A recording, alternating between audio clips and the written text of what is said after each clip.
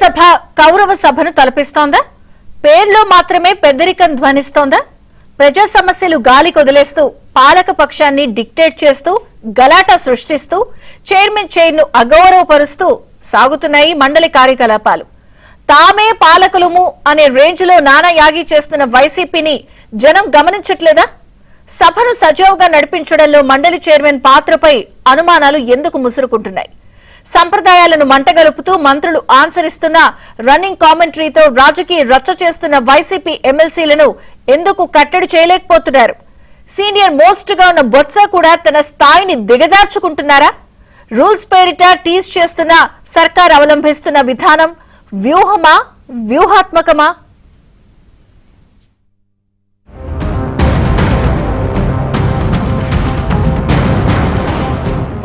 తమ పంతమే నెగ్గాలి, లేదంటే సభను సాగనివ్వం. శాసనమండలిలో 3వ రోజు కూడా మంకుపట్టు వేడలేదు విపక్ష వైసీపీ. మెగా టీఎస్సీలో అక్రమాలు జరిగాయని విచారణ జరిపించాలంటూ ప్రతిపక్ష సభ్యుల ఆందోళనలతో శాసనమండలి కార్యకలాపాలు బుధవారం కూడా కృష్ణార్పణమయ్యాయి. పైగా సభ జరగకుండా తీవ్ర అంతరాయం కలిగించారు వైసీపీ సభ్యులు. డీఎస్సీపై ఇచ్చిన వాయిదా తీర్మానాన్ని చైర్మన్ మోషన్ రాజు తిరస్కరించడంతో డ్రామా మొదలుపెట్టారు. చైర్మన్ పోడియం వద్ద ఆందోళన చేపట్టారు. ప్రశ్నోత్తరాలు ప్రారంభించగానే సభా కార్యక్రమాలకు అంతరాయం కలిగిస్తూ చేతులతో చైర్మన్ పోడియంపై కొడుతూ ప్రభుత్వానికి వ్యతిరేకంగా నినాదాలు చేశారు విపక్ష సభ్యులు. ఈ సమయంలో కలుగు చేసుకున్నారు మంత్రి కొలుసు పార్థసారథి. 3 రోజులుగా సభకు అడ్డు తగులుతున్న వైసీపీ సభ్యులను సస్పెండ్ చేసి బయటకు పంపించాలన్నారు కొలుసు. ప్రజలు తెలుసుకోవాలనుకున్నారు అధ్యక్ష. గతంలో ఏ విధంగా అయితే మీరు సభలో ఆర్డర్లో పెట్టారో మార్క్సిజం తీసుకొచ్చి ఇప్పుడు కూడా అదే విధంగా చర్య తీసుకోమని అడుగుతున్నారు అధ్యక్ష. జగన్ రెడ్డి జమానాలో విపక్షంలో టీడీపీ ఉండగా శాసనమండలిలో రెడ్ లైన్ గీసిన విషయాన్ని సందర్భోచితంగా గుర్తు చేశారు మంత్రి అచ్చెన్నాయుడు. సభలో రెడ్ లైన్ దాటి ఎవరైనా వస్తే సస్పెండ్ చేసేవారని, చైర్మన్ గా తమరికి ఫుల్ పవర్స్ ఉన్నాయంటూనే తనదైన మార్క్ మాటల బౌన్సర్లు రువ్వారు మినిస్టర్ అచ్చెన్న. తమరు గత ప్రభుత్వంలో కూడా చైర్మన్ గా మీరు వ్యవహరించారు అధ్యక్ష. చైర్మన్ గా వ్యవహరించేటప్పుడు ఇక్కడ ఒక రెడ్ లైన్ కూడా గీశారు అధ్యక్ష. రెడ్ లైన్ గీసి ఎవరైనా అపోజిషన్ సభ్యులు రెడ్ లైన్ గీసి లోపలికి వస్తే ఇమీడియట్ గా సస్పెండ్ చేసేవారు అధ్యక్ష. ఈ రోజు మీరు సస్పెండ్ చేయమని చెప్పడం లేదు. మీరు ప్రతిరోజు ఇదే జరుగుతున్నప్పుడు ఫుల్ పవర్స్ మీకు ఉండేటప్పుడు మీరు యాక్షన్ తీసుకోండి అధ్యక్ష. మిమ్మల్ని కించపరచాలని కాదు అధ్యక్ష, మీకు ఫుల్ పవర్స్ ఉన్నాయి. ఇది 3వ రోజు. ప్రతిరోజు ఈ విధంగా చేస్తున్నప్పుడు సభ్యులందరూ మీ చుట్టొచ్చి ఈ రకంగా గొడవ చేస్తున్నప్పుడు మీరు ఫుల్ పవర్స్ ఉపయోగించి మీరు ఇమీడియట్ గా యాక్షన్ తీసుకోమని కోరుతున్నాం.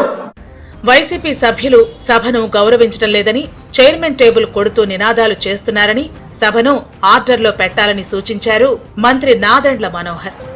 అధికార పక్షం నుంచి వచ్చిన మాటలకు ఒకంత అసహనం వ్యక్తం చేశారు చైర్మన్ మోషన్ రాజు. సభా నిర్వహణ నిబంధనల గురించి మీకు బాగా తెలుసని, చర్యలు ఎలా తీసుకోవాలో దాని ప్రకారం ముందుకెళ్లాలని కౌంటర్ ఇచ్చారు. ఈ సందర్భంగా చైర్మన్ కు మంత్రి నాదెండ్లకు మధ్య చిన్నపాటి సంవాదం చోటు చేసుకుంది. మనోహర్ గారు, మీరు మంత్రి గారు, స్పీకర్ గా కూడా చేసుకున్నారు. మీరు పదే పదే మీరు సభ ఆర్డర్లు పెట్టమంటే చర్యలు తీసుకోమన్నప్పుడు చర్యలు తీసుకోవడానికి దానికి ఏం ప్రొసీజర్ ఉందో ఫాలో అవ్వండి. అంతే తప్ప మీరు చైర్ని పదే పదే మీరు పెద్ద స్వరంతో మీరు చేయలేకపోతున్నారు అనేటటువంటి కాదు. నేను అన్నది ఏంటి, సభ మిమ్మల్ని పూర్తి స్థాయిలో గౌరవించాలి. సభ్యులు ఆ విధంగా పోడియం పైకి వచ్చి మీ ముందు మీ టేబుల్ని కొట్టి ప్లకార్డులు ప్రదర్శించడం అది సబబు కాదు. వాళ్ళని కిందకి రమ్మనండి. మీరు చెప్పాల్సింది వాళ్ళ కిందకి రమ్మని. అది ప్రొసీజర్. సభ మర్యాద కాపాడాల్సిన బాధ్యత అందరికీ ఉంటుందండి. సభ్యులు కూడా ఉంటుంది. వాయిదా తీర్మానం తిరస్కరించిన తర్వాత చైర్మన్ తో పాటు అధికారులను సవాల్ చేసేలా సభ్యులు పోడియం వద్దకు వచ్చారని, వారిపై రూల్ 59 ప్రకారం చర్యలు తీసుకోవచ్చని పాయింట్ ఆఫ్ ఆర్డర్ లేవనెత్తారు మంత్రి మనోహర్. సభను సజావుగా జరిగేలా చూడటం కూడా చైర్మన్ ప్రాథమిక బాధ్యత అని గుర్తు చేశారు నాదెండ్ల. సభ్యులపై చర్యల విషయంలో ప్రొసీజర్ ప్రకారం వెళ్లొచ్చని చైర్మన్ సూచించగా, నిబంధనలు ఉల్లంఘించిన వారి పేర్లు చెబితే దాని ప్రకారం ముందుకు వెడతామని ఒకంత స్ట్రాంగ్ గానే బదిలిచ్చారు మనోహర్. ప్రొసీజర్ ఏంటని అడిగారు కదా మీరు. అది కాదు. ప్రొసీజర్ ఆ ప్రొసీజర్ నాకు తెలుసు. Procedure No, no, no. అధ్యక్ష మీరు అధ్యక్ష ఇండివిజువల్స్ డోంట్ మ్యాటర్ హియర్ అధ్యక్ష. అధ్యక్ష ఇండివిజువల్స్ డోంట్ మ్యాటర్ హియర్. వినండి. ఒక్క నిమిషం మీరు ఒక్క నిమిషం ఇండివిజువల్స్ డోంట్ మ్యాటర్ అధ్యక్ష. ఇన్స్టిట్యూషన్ మీరు కౌలన్ సగ్దర్ తీసుకొచ్చి కౌలన్ సగ్దర్ కూడా ఎవరో ఒక పెద్ద మనిషి ఇచ్చినటువంటి సూచనలు మాత్రమే. వినండి, నేను క్లియర్ గా చెప్పాను. చైర్ లోంచి మీరు కింద కూర్చోమని చెప్పాను. కిందకి వెళ్ళండి, మీరు సీట్లోకి వెళ్ళమని చెప్పాను. మీరు అదే చెప్తున్నారు, రిపీట్ తిప్పి అదే చెప్తున్నారు తప్ప మీరు కొత్తదేం చెప్పట్లేదు. చెప్పండి.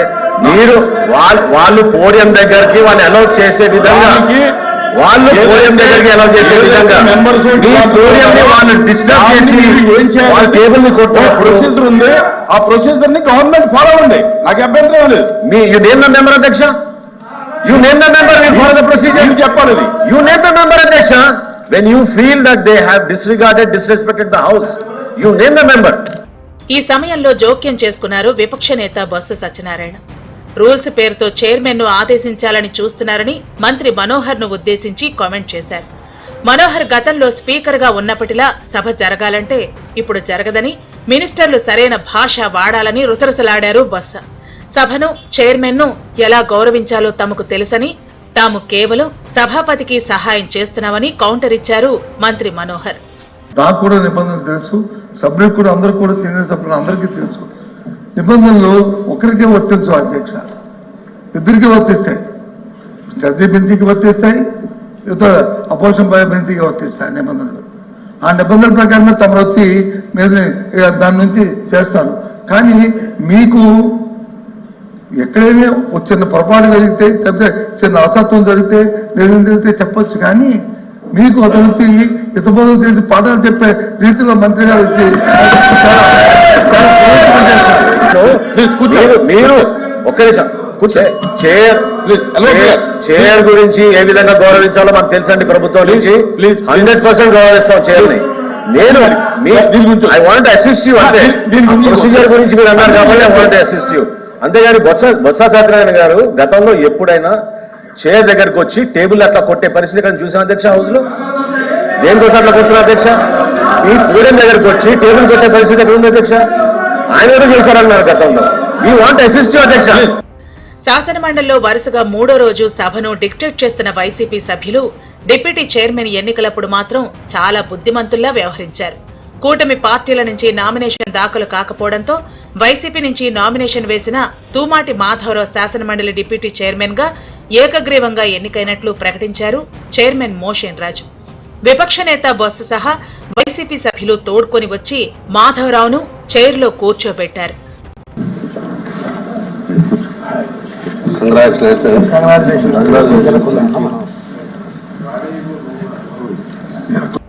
ఇక గవర్నర్ కోటాలో ఎమ్మెల్సీగా నియమితులైన టీడీపీ నేత వర్ల రామయ్య ప్రమాణ స్వీకారం సందర్భంగా మండలిలో కాస్త డ్రామా చోటు చేసుకుంది. ప్రమాణ స్వీకారానికి కోరం ఉందా అని సన్నాయి నొక్కులు నొక్కారు బొత్స సత్యనారాయణ. ప్రతిసారి కోరం అవసరం ఉండదని అభ్యంతరం చెప్పారు మంత్రి మనోహర్. మీరు ప్రతిసారి రూల్స్ మాట్లాడతారంటూ నాదెండ్లపై కామెంట్ చేసిన చైర్మన్ స్వయంగా సభలో ఉన్న సభ్యులను లెక్కించారు. 1 2 మీరు కాదు 1 2 3 4 5 6 7 8 9 10 అండి. 10 ఉన్నారండి, ఎల్ఓపి గారు ఉన్నారండి. ఆ తర్వాత శాసనమండలి సభ్యులుగా ప్రమాణ స్వీకారం చేశారు వర్ల రామయ్య. వర్ల రామయ్యను నేను ఆంధ్రప్రదేశ్ శాసనసభ పరిషత్ సభ్యునిగా నామనిర్దేశం చేయబడినందున శాసనం ద్వారా నిర్మితమైన భారత రాజ్యాంగం పట్ల నిజమైన విశ్వాసం, విధేయత చూపుతానని, భారతదేశ సార్వభౌమాధికారాన్ని, సమగ్రతను కాపాడుతానని, నేను స్వీకరించబోయే కర్తవ్యాన్ని శ్రద్ధాశక్తులతో నిర్వహిస్తానని దైవసాక్షిగా ప్రమాణం చేస్తున్నాను. పెద్దల సభలో పెద్ద తరహాలో వ్యవహరించాల్సిన విపక్ష వైసీపీ సభ్యులు చాలా చీప్ గా వ్యవహరించారు. 3 రోజులుగా తమ అజెండానే సభపై రుద్దుతూ నినాదాలు చేస్తూ, అరుపులు అరుస్తూ విలువైన సభా సమయాన్ని వృధా చేశారు. ఇవాళైతే మరింత రెచ్చిపోయారు. అధికార పార్టీ తమదే అన్న ధోరణితో పాటు చైర్మన్ తమ వర్గం అన్న అండతో బహిరంగంగా గలాటా సృష్టించారు. ప్రశ్నోత్తరాలను సాగనివ్వలేదు. మంత్రులు సమాధానం చెబుతున్నా రన్నింగ్ కామెంటరీ ఆపలేదు. మండలిలో 2019 నుంచి 2024 వరకు విపక్షంపై ఆంక్షలు ఉండేవి. రెడ్ గీత గీసి అది దాటి వచ్చిన సభ్యులపై సస్పెన్షన్ వేటు వేసేవారని ఆనాటి ఘటనలను కళ్లకు కట్టినట్లు వివరించారు మంత్రులు కొలుసు, అచ్చెన్నాయుడు. మండలిలో తమదే రాజ్యమన్న అహంభావంతో ఇక్కడ మనం చెప్పిందే వేదమన్న రేంజ్లో రభస సృష్టిస్తున్నారు వైసీపీ ఎమ్మెల్సీలు. వద్దని వారించాల్సిన సీనియర్ నేత, విపక్ష నేత బొత్స కూడా దిగజారి వ్యవహరిస్తున్నారన్న విమర్శలు వినిపిస్తున్నాయి. శాసనమండలిలో తమదే పెద్ద నెంబర్ కావడంతో ఇష్టారాజ్యంగా వ్యవహరించిన వైసీపీ సభ్యులు మండలి డిప్యూటీ చైర్మన్ ఎంపిక టైంలో మాత్రం చాలా హుందాగా వ్యవహరించారు. అయితే ఇక్కడ కూడా సొంత పార్టీ మహిళా ఎమ్మెల్సీలను అగౌరవపరిచారు. డిప్యూటీ చైర్మన్ గా మాధవరావు ఏకగ్రీవంగా ఎన్నికయ్యాక శుభాకాంక్షలు చెప్పే క్రమంలో చాలాసేపు మహిళా ఎమ్మెల్సీలను లైన్లో నుంచోబెట్టారు. పురుష ఆధిక్యం ప్రదర్శించారు. సొంత అమ్మను, చెల్లెను ఇంటి నుంచి గెంటేసిన తమ అధినేత జగన్ రెడ్డి బాటలోనే పెద్దల సభ వైసీపీ సభ్యులు పయనించారనే గుసగుసలు వినిపించడం కొసమెరుపు.